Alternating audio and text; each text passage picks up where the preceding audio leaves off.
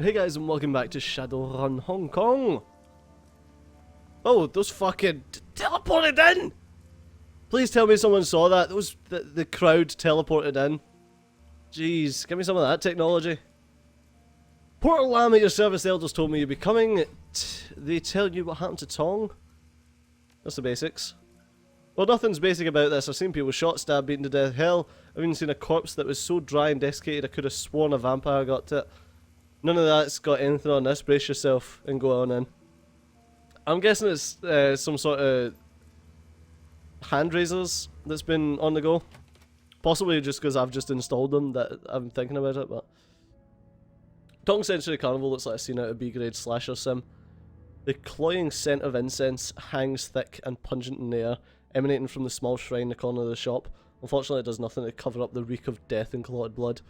Despite the ragged remnants of Elder Tong littering the floor, the rest of the shop appears to be in good order, at least at first glance. Nothing's broken, tipped over, or otherwise ransacked. As you're about to step further into the room, you glance at the ceiling and the walls. The blood from Tong's body isn't just confined to where his remains lie. Drying blood is spread about the walls and ceiling as well. Nice! Tong's body is a ruined mess. The destroyed ruin of his face is barely recognisable, and what's left of his body would best be described as savaged. All of his limbs have been torn off, and a pile of flayed skin lies next to the remnants of the Wampoan Elder. The Wampoan's clothing has all but been reduced to rags and tissue by cuts and tears, apparently sustained during the flaying. At this point, the only thing holding what's left of his body into a semblance of human form is the hair-thin fibre optics of his cyberware. Gollop puts a hand over her mouth, speaking in an uncharacteristically serious tone. Sweet heavens, Seijo, I haven't seen anything like this since Auntie Wong tried to stash some cred sticks in a devil rat's nest. It takes a lot to turn my stomach, but we sure have a winner today. This is seriously messed up. I second that. This isn't a murder. This is more like, I don't know, a feeding frenzy. If it weren't for the skin, I'd say Tong stepped on a goddamn mine or something. I don't have biotech, I don't have spellcast or conjuring, so I'll get Gobbet to do it. You're the boss. Man, this is going to be unpleasant. Gobbet closes her eyes, taking a deep breath. After a moment, she opens them again and makes a strange grunting noise. There's no fear here, Stadio. No anger either. Just this kind of satisfied feeling. Tong never saw it coming, and whoever did it was professional about it, which is pretty odd because nobody's professional about eviscerating a body as far as I know. You think it was a hit? I don't know why the killer was after Tong, but it definitely wasn't any kind of mindless creature, or even someone particularly passionate. It was someone who'd planned this and executed it, was glad about it. I don't know, it kind of feels like it was just business as usual. Let's leave the body alone. Do I have any karma to spend? No. How am I... Cyberware affinity is just 1. Is it even cyberware affinity? Is that what I need? Is that what I needed to 3? What is 3? Oh, I get more essence. Alright. Wisdom, intelligence. Ah yes, intelligence is biotech, that's what it needed me to do. What else is this? Is it literally just medkit? Wow, yeah, I would not be taking that. Alright, what's over here? The walls are covered in splattered and smeared blood, most of which is hardened into a crusty congealed paste. Thin tracks of it run laterally. It looks like the blood had been deliberately smeared. Hey Stadio, I don't know a whole lot about science or all that, but I know what blood looks like when it hits a wall. This isn't natural. Someone deliberately smeared blood all over these walls. See how it looks like it's got paint trails? That's because someone used Tong's parts like a brush. They painted his walls in blood? Why? I look like a psychologist to you, maybe because they're a freak. Maybe they're one of those sick serial killers that sees their murders as art. I don't got no clue. All I know is that normal blood looks like on a wall, and this ain't it. Hey, you think that's strange? You ought to see the kind of sims that are coming out of Kolkata these days. They took that poly POV tech and then collapsed all the carrier signals into one POV. Like 4 people at once. And the underground gigs do blank jobs. You know, where they kill one of the POVs. Sick stuff. Opens the door. Oh, I thought my guy was just wanting to do stuff. A deck safe. Tong's desk drawers are open, and the safe that's built into one side has been opened. There's no sign of tampering, the green light next to the word unlocked is blinking.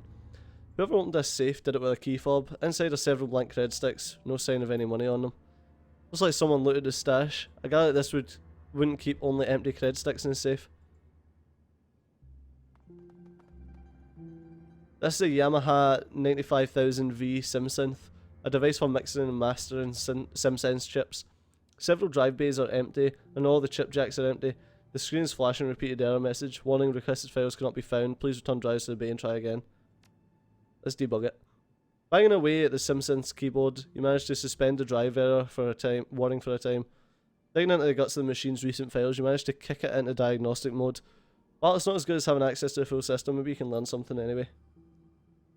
Memory okay, drive error, assist bus okay, beginning core dump please wait. The long debug spew that scrolls along the synth screen is filled with numbers indicating recent files, play lengths, keyframes, and assist peak levels. Based on the numbers you're seeing, Tong's SimSynth has been hacked to remove the peak controller levels from the chips he's been burning. The required operation to make BTL chips. The delta wave outputs for these chips push them dangerously into brain burning technology. Or territory rather. The file catalogue for high peak BTLs indicates all the files and burned chips should have been stored on one of the missing drives, and whatever was in the empty chip jacks. Someone cleaned out Tong's BTL stash. BTL isn't better than life. Tong's bathroom is immaculate, and the drains are tiny. Whoever killed him didn't exit through here.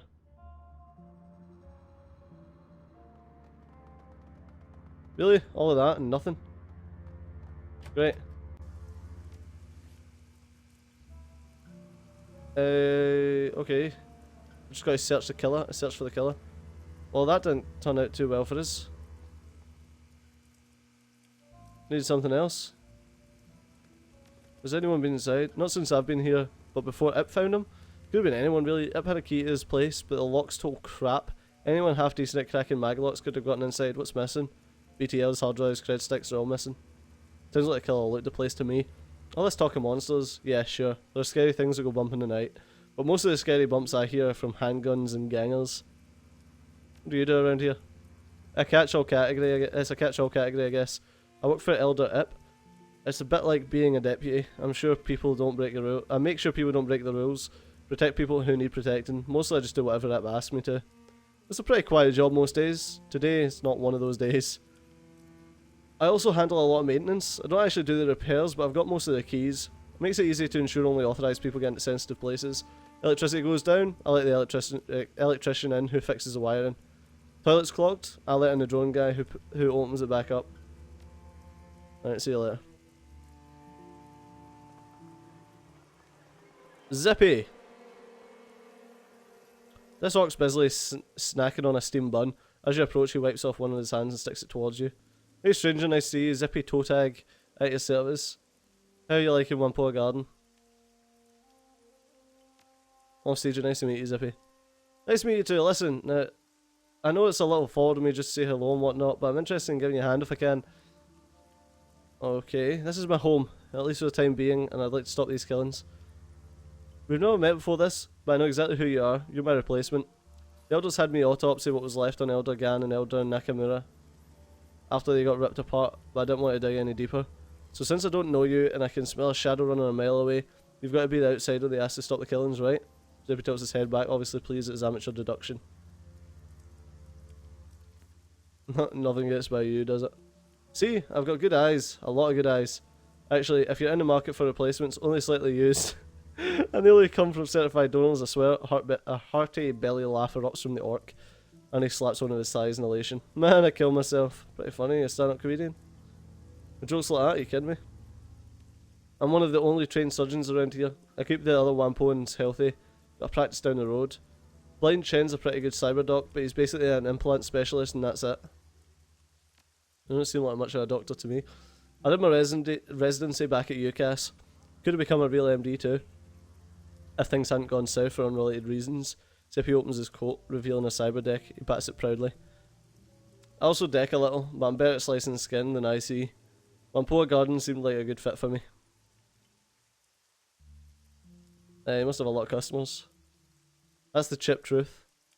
I have to charge to cover my costs and eat, but it's damn near free service.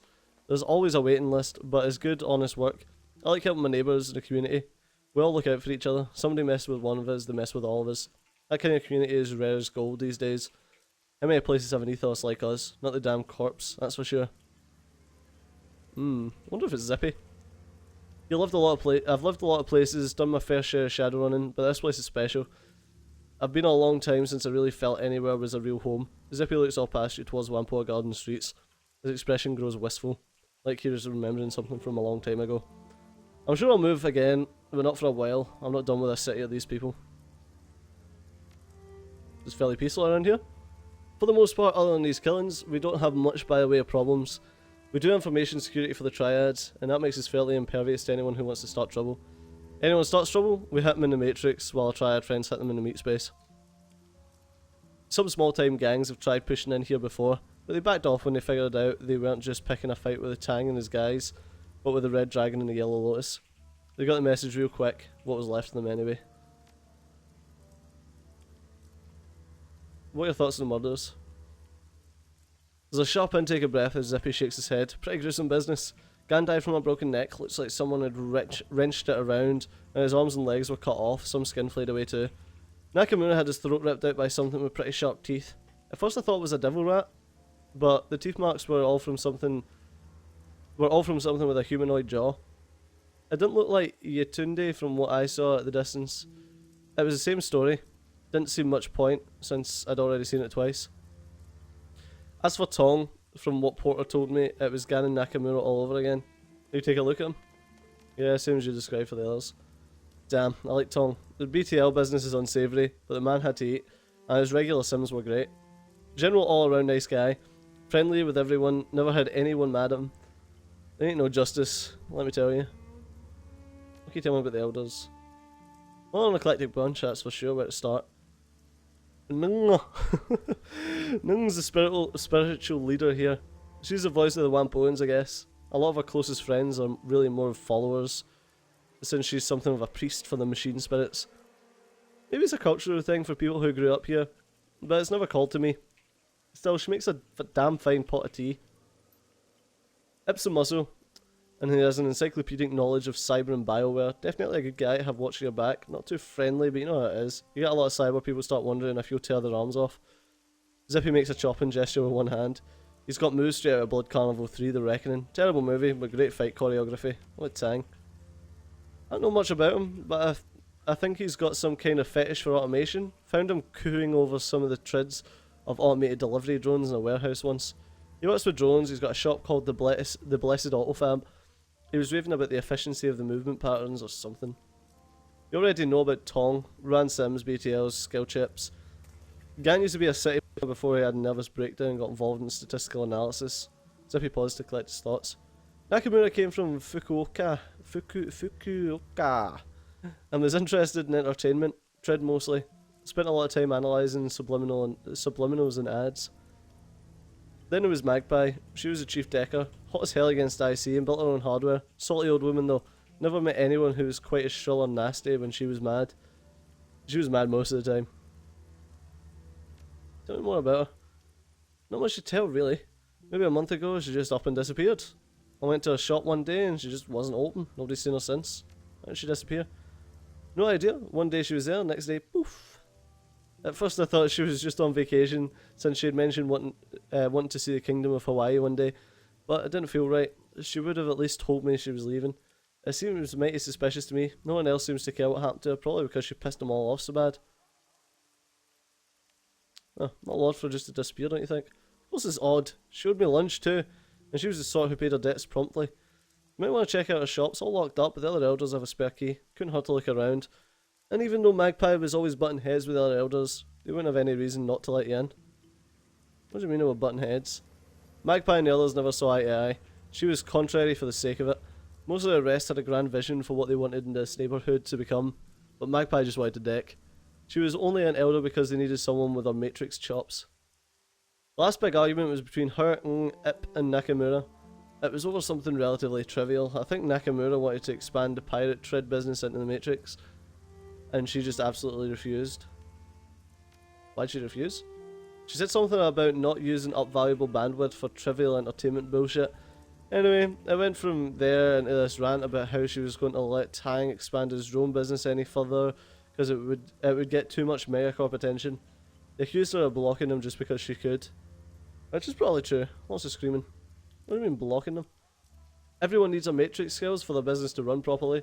There are other deckers, me, say, or Mojnebi, but she had the infrastructure. If the project didn't interest her, she wouldn't even give it the time of day. She's a real hardhead about having her time wasted, but she figures if she's not interested in something, it has no value objectively. Kind of a major blind spot if you ask me. Would you let me into a shop? No can do. Not because I don't want to, but because I just don't have the key. You'd have to get it from Ip. He's taken over all the Matrix infrastructure maintenance since Magpie disappeared. He's not as good as she is, or as I am, but they're not going to let anyone who isn't an elder take care of that kind of critical stuff. See you later, Zippy! And that seems like a good shout. Let's go and see if we can get the key to Magpie's shop. Boop! You! No, not I want Ip. Hello, Why didn't you tell me about Elder and Magpie disappearing? Why would we have? A departure from the Lampoons isn't related to your investigation. It happened just before the killings began. I'm certain she's just off sulking somewhere. Its tone is profoundly different. No doubt she'll come waltzing back next month, all full of attitude that life dared to go on without asking for her full permission. If she does, we'll welcome her back. Despite her problems with her behaviour, her skills made her extremely valuable. I've taken over maintenance of our Matrix infrastructure in her absence, but I'm nowhere near her level. Best I can do is ensure nothing breaks down till she returns. I'd like to have a look around her shops. Do you have the key? Yes, there's a lot of sensitive equipment in there, including our community servers. We don't let anyone who's not one of the Wampo and Elders in there. Why would you need to look around? Ah, that's a shame I don't have decking for. Listen, you want me to find a killer? If I'm going to do that, I have to explore every possibility. Very well, take your key and look around. Just don't break anything or shut the servers off. Anything else? Nah, I'll be going. Investigate the jack point.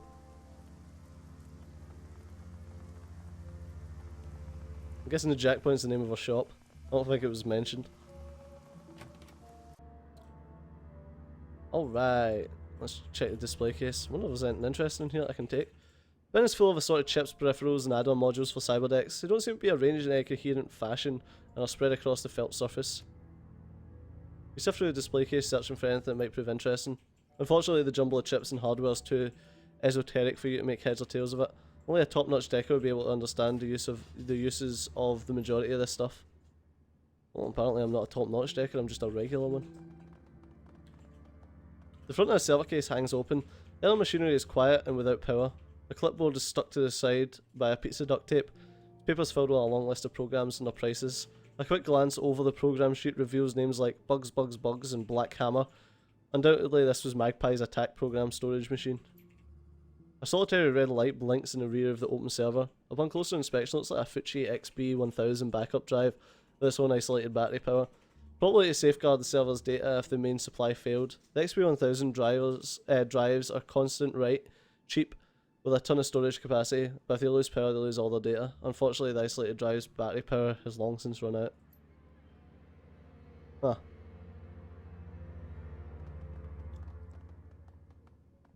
Magpie's desks are kind of messy. The kind of messy most people only associate with rat's nests, hoarders and deckers. The surface of the desk littered with cigarette butts, half-finished cans of soy calf, and scraps of electronics. A towering pile of empty instant noodle bowls sits next to it. The sides are blazoned with Honest Wang's instant old-time lamian, and depict a line of top hat-wearing caterpillars dancing with canes. Hey, awesome! I didn't think anyone but me liked Honest Wang's noodles. Flavour like you've never tasted in a package of instant noodles, I promise. Got what taps the side of one container. See? This one's cheese curry broccoli. I don't know why it never caught on, honestly. Duncan shoots you a sidelong glance, mumbling subtle voice. Gee, who could pass up a delicious taste of cheese curry and freeze-dried vegetables?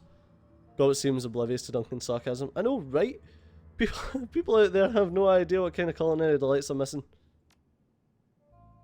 You gingerly root around the desk, doing your best to avoid any more disgusting piles and spills. Isn't easy. The desk drawers are stuffed to overflowing with receipts, cigarette packets, optical chips and cables. Most of the contents are boring and useless and disgusting. While searching one of the bottom drawers, however, a low-quality tin lockbox catches your eye. Someone has pried a latch off, leaving a ragged hole where the lock should be. The interior of the box shows several sleeves for storing keycards, all of which are empty. A small note is taped to the interior of the box. Spare stockroom keys. The doors in the rear of Mrs. Yang's restaurant. Do not lose these. Use only if I'm not available to open the stockroom. Well, that's interesting. Looks like rather than bother with cracking the lock, someone just ripped it out. There's some scratching around the latch that looks like it used to be they used a knife or screwdriver for leverage. Who do you suppose broke the box? Probably whoever cleaned out Magpie's equipment. That makes sense. A treasure trove of chips and software would be too much to pass up, even for someone in a hurry to get in and get out. Maybe it'd be worth checking out if we can find out who took the keycards. Let's have a look at our bathroom as well. You search Magpie's bathroom, there's nothing much in here. A toothbrush, toilet paper, some hairpins, and a collection of cheap makeup. The combination bath shower unit, however, has minor flakes of dry reddish substance near the drain. Blood. Dried blood. Prying open the drain cover, it looks like it's quite a bit of it was shed as well. Shit, maybe Magpie didn't take a trip after all. With that amount of blood, I'm guessing someone killed her quietly and drained her body in the bath and make it cleaner to relocate. This doesn't seem to match the killer's other crime scenes though. I think there's a lot more going on with these murders than we initially told. First, they don't even mention Magpie to us, and now it looks like she's been killed. Something's not right, studio. Let's not mention this to the elders. If they're hiding anything, they may start cleaning up their tracks better. But that's going to have to do it for this episode, so as always, thanks a lot for watching. I've been Studio, you've been awesome, and I'll see you next time. Bye bye.